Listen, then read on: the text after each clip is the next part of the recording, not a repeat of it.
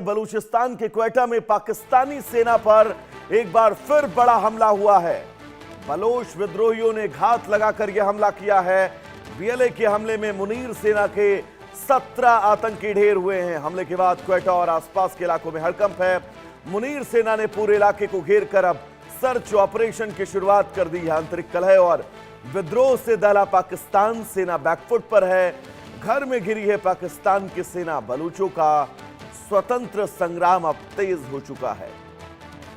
तो पाकिस्तान का अशांत प्रांत बलूचिस्तान एक बार फिर गोलियों और धमाकों की गूंज से थर्रा उठा। राजधानी क्वेटा और उसके आसपास के क्षेत्रों में पाकिस्तानी सेना सुरक्षा बलों को निशाना बनाकर एक और घातक हमला करने में कामयाब रही, जिसमें पाकिस्तानी सेना के 17 जवान मारे गए और कई घायल हैं। आपको बता दें, बीएलए और स्थानीय विद्रोही गुटों ने घात लगाकर पाकिस्तानी सैन्य काफिले को अपना निशाना बनाया। इलाके में भीषण मुठभेड़ की स्थिति है। पाकिस्तान की सेना, जो हमेशा सीमा पार भारत में नापाक हरकतें रचने की साजिशों में जुटी रहती है, आज अपनी ही सरजमी पर घिरी है। तो हमारे साथ ग्रुप कैप्टन यूके देवनाथ जी जुड़े हुए हैं। बहुत स्वागत है आपका सर इंडिया न्यूज पर।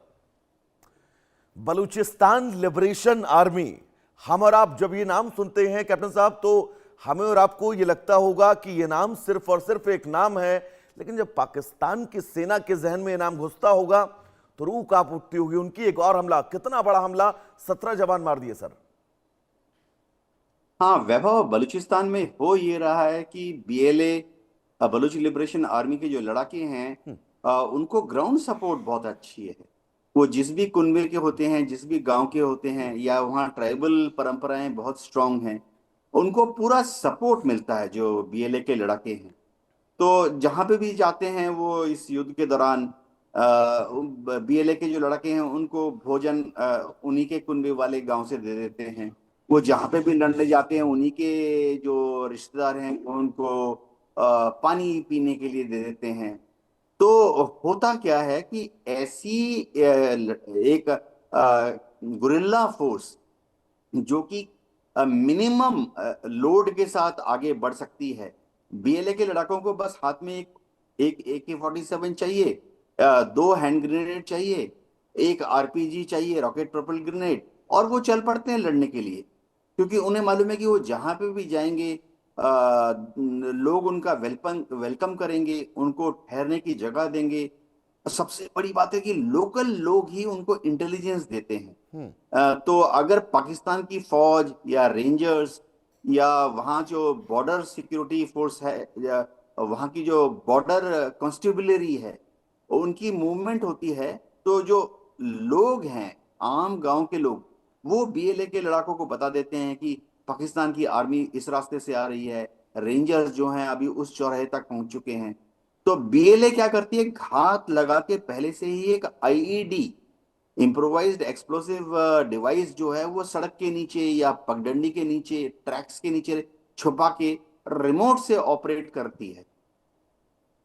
अगर आप इस वीडियो को भी ध्यान से देखें, जैसे ही उन्होंने आईडी लगाया हुआ है जमीन के नीचे, और जैसे ही पाकिस्तानी रेंजर्स के जवान उसके ऊपर से पेट्रोलिंग पे जा रहे हैं, वो बीएलए दूर से धमाका कर देती है। जी दिलवार साहब, ये तो तय है कि पाकिस्तान की सेना में, मुनीर की सेना में जब तैनाती और पोस्टिंग की बारी आती होगी तो मुनीर की सेना बलूचिस्तान का नाम सुनकर अब कांप जा रही होगी और वहां जाने से भी कतरा रही होगी, क्योंकि ये मोर्चा कहां पर क्या कुछ स्थितियां हैं, कहां पर हमला हो जाए, मिसाइल आ जाए, रॉकेट आ जाए, गोलीबारी हो जाए, कुछ भरोसा नहीं है कैप्टन साहब। हाँ, देखिए, जो भी फौज होती है, कहीं की भी फौज, पाकिस्तान की भी फौज, जब इनकी डिप्लॉयमेंट रिमोट एरियाज में होती है, बलूचिस्तान में, खैबर पख्तूनख्वा में, या अब तो पीओके में जब डिप्लॉयमेंट होती है, तो वो घबराए घबराए से रहते हैं। क्योंकि कोई भी फौज, कोई भी पुलिस तभी काम कर सकती है अगर वहां पर उनको लोकल सपोर्ट हो। कोई भी दुनिया में फौज या पुलिस अगर लोकल सपोर्ट नहीं है तो काम नहीं कर सकती। तो जब पाकिस्तानी फौजियों को या रेंजर्स को डिप्लॉय किया जाता है, आजकल देखिए पीओके में लोग, औरतें सामने आकर उनका मुकाबला कर रही हैं। तो जो फौजी होते हैं या रेंजर्स होते हैं, उनको मालूम है कि ऑर्गेनाइज्ड दुश्मन से कैसा लड़ा जाए। देखिए, पाकिस्तान की आर्मी है, सामने भारत की आर्मी आने से उनको ट्रेनिंग है क्या करना है। पाकिस्तान के रेंजर्स हैं, सामने हमारे बीएसएफ वाले आ जाएंगे, या रेंजर्स के सामने वहाँ स्मगलर्स आ जाएंगे, उनको ट्रेनिंग है क्या करना है। लेकिन ज्यादातर जगह पे ये चीज हमने बार बार खैबर पख्तूनख्वा में भी देखी, अब पीओके में भी देख रहे हैं कि परिवारजन, औरतें, बड़े बूढ़े, कई बार तो बच्चे सामने आ जाते हैं। तो कोई भी आर्मी ऐसी हालात में लड़ नहीं सकती है, कैप्टन क्योंकि फायर खोलने कैप्टन से साहब, दो पहले चीजें उनको हैं। अपनी। एक ये धमाके की तस्वीर जिसमें 17 जवानों की पाकिस्तानी मौत की पुष्टि हुई, और 3-4 दिन पहले एक तस्वीर हमने अपने दर्शकों को दिखाई दी कि वहां की पाकिस्तान की आर्मी बलूचिस्तान के शहरी इलाकों में, बलूचिस्तान के रिहायशी इलाकों में जबरदस्ती घुस रही थी और वहां के लोगों को जबरन घरों से खींच खींच कर डिटेन कर रही थी। तो क्रिया है तो प्रतिक्रिया तय है, लेकिन यह प्रतिक्रिया बहुत जबरदस्त है। हाँ वैभव जी, देखिए, पाकिस्तान की आर्मी जब शहरों में घुस के एक परिवार से समझिए एक पुरुष को उठा के ले गई,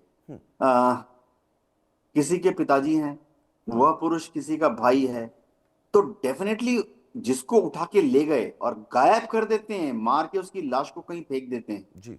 तो जिसको उठा के ले गए उसका बेटा तो कभी भूलेगा नहीं। उसका बेटा आने वाले दशकों के लिए पाकिस्तान की एस्टेब्लिशमेंट का दुश्मन बन जाएगा। इसी तरह से किसी को उठा के ले गए हैं, उसका छोटा भाई अगर है, वो तो कभी भूलेगा ही नहीं कि मेरे बड़े भाई को उठा के ले गए थे, उस गायब कर दिया गया उसको। तो वो तो फिर अगले दशकों तक पाकिस्तान की फौज को देखते ही उसकी पहली दिली तमन्ना ये होगी कि हाथ में पत्थर है तो पत्थर मार दूं, और अगर कहीं से उसको हाथ में हथियार मिल जाए तो हथियार फायर कर दूं। तो किसी भी इंसर्जेंसी मूवमेंट को अगर बढ़ाना है तो फौज, अनट्रेन्ड फौज यही कार्रवाई करती है कि लोगों को जबरदस्ती उठा के ले जाए। ये तो काउंटर प्रोडक्टिव है। फौज को, पाकिस्तान की फौज अगर एक गांव में घुसकर इस तरह से जबरदस्ती कर रही है, तो उससे फायदा क्या है? क्या गांव के लोग डर जाएंगे? क्या उसके जी। परिवार लोग डर जाएंगे? क्या उसके रिश्तेदार और दोस्त डर जाएंगे? नहीं, वरन उनके मन में पाकिस्तान की आर्मी के लिए जो घृणा की भावना है वो तो और ज्यादा बढ़ जाएगी। जी। और मुनीर की सेना ये खाई कैप्टन साहब अब दिन ब दिन और